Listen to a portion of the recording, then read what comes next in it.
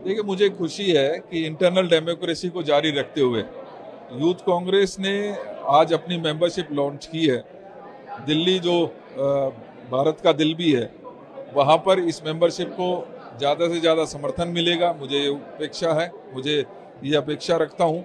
और इसमें चाहे कोई भी वर्ग का साथी है, चाहे वो महिला है या SC, ST, OBC, जो भी साथी हैं वो बढ़ चढ़ कर इसमें हिस्सा लेंगे, मुझे पूरी उम्मीद है।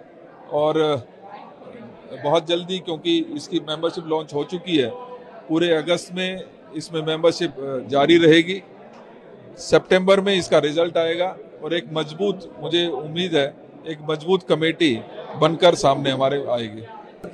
देखिए, जेल अथॉरिटी की ये रिस्पॉन्सिबिलिटी है, क्योंकि एक प्रदेश के मुख्यमंत्री जेल में हैं, उनकी सेहत का ध्यान रखना उनकी रिस्पॉन्सिबिलिटी बनती है। और जेल जो है वो डायरेक्टली दिल्ली सरकार के अंडर ही आता है।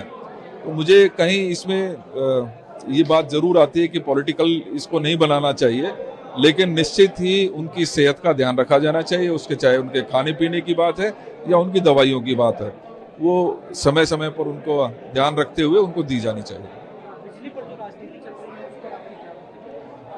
देखिए, ये वो सरकार है जो कहती थी कि हम बिजली के बिल हाफ करेंगे, लेकिन आज बड़े दुख की बात है, बिजली के बिल डबल हो गए हैं और जो सरकार है उसके कानों पर जूं नहीं रेंग रही है।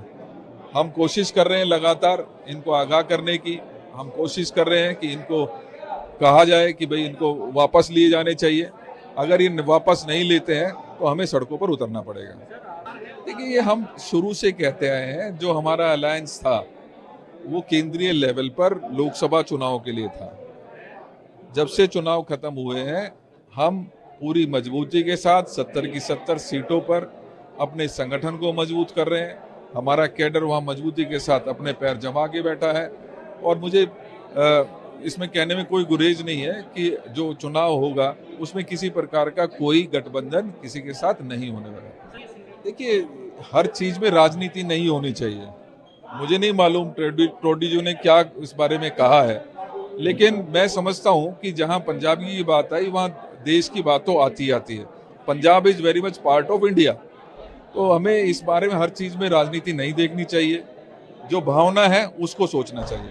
नहीं, ये बात सही है कि केदारनाथ धाम जो उत्तराखंड में स्थित है, उसमें बहुत सारे जो अनियमितताओं की शिकायतें पिछले समय में हुई हैं, उनकी तरफ ध्यान दिया जाना चाहिए। शंकराचार्य जी ने यदि कोई बात कही है तो धर्म के लिए बहुत महत्वपूर्ण है।